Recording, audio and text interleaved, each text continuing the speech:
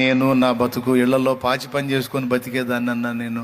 నాకు దేవదూతల కాపుదల ఏంటంటే, సమాజం దృష్టిలో, మనుషుల దృష్టిలో నువ్వు పాచి పని చేసే వ్యక్తివే కానీ దేవుని దృష్టిలో నువ్వు ఆయన ప్రియమైన కూతురివి. ఇంకా చెప్పాలంటే యువరాణివి నువ్వు.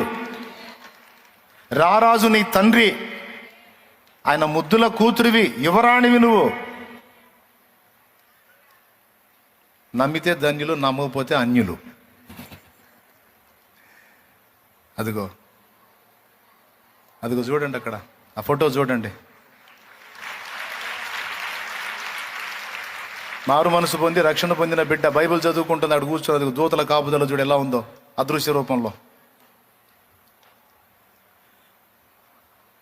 అది రియల్ అంటే రియల్ ఫోటో కాదు, అది నిజంగా మనకు ఆ కాపుదల ఉంది. నీకు తెలియదు సోదరా నీ విలువ, నీకు తెలియదు సోదరి నీ విలువ. అది నిజం. ఎంతమంది రౌండ్ వేశారో చూడు.